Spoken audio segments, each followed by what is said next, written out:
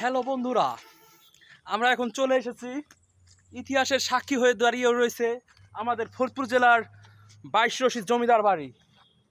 এটা প্রায় 200 বছরের পুরনো একটা বাড়ি।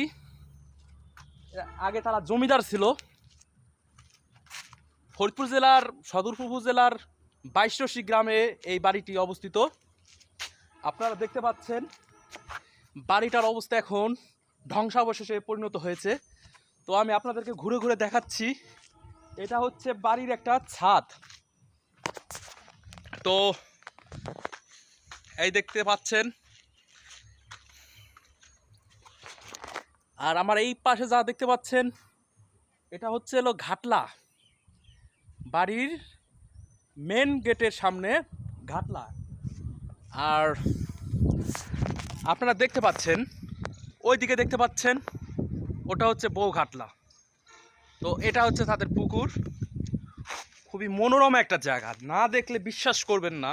যারা ফরিদপুরে অবস্থিত আছেন, কোনো ঘোরার জায়গা পাইতেছেন না, তাদের জন্য 22 রশিদ জমিদার বাড়ি ওয়ান অফ দ্য বেস্ট।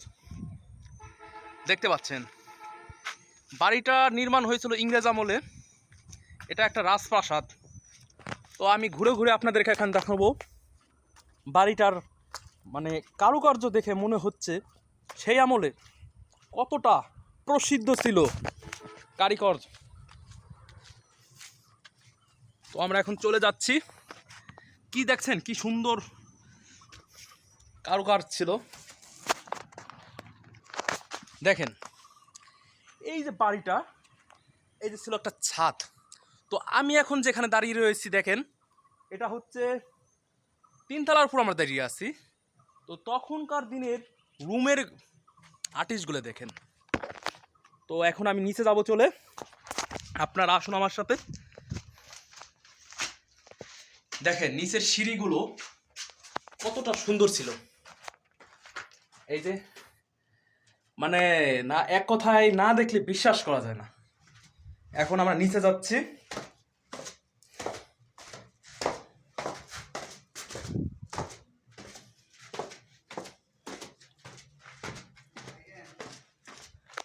এই দেখেন নিচে, এই যে বাড়ির এখন আমি আছি মেন আন্দরমহল যাকে বলে, আগেকার রাজরাজাদের আন্দরমহল। তো এই দেখেন এখানে ভিউগুলো দেখেন, জাস্ট ভিউ। এটা হচ্ছে বেলকনি। তো দেখেন এখন আমি আছি বাড়ির একদম মানে ছাদের পাশে, বেলকনি। এই দেখেন বাড়িগুলো ধ্বংসাবশেষ হয়ে গেছে। এখন এই বাড়িতে গাছগাছরা ভরে গিয়েছে, দেখছেন? তো চলেন এরপর টুক দেখাই।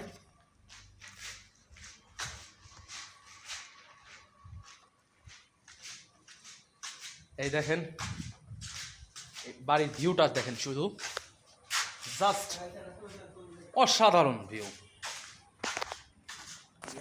তো আমরা এখন নিচে নামছি। দেখেন এই যে সিঁড়ি নামছি, সিঁড়িতে বেয়ে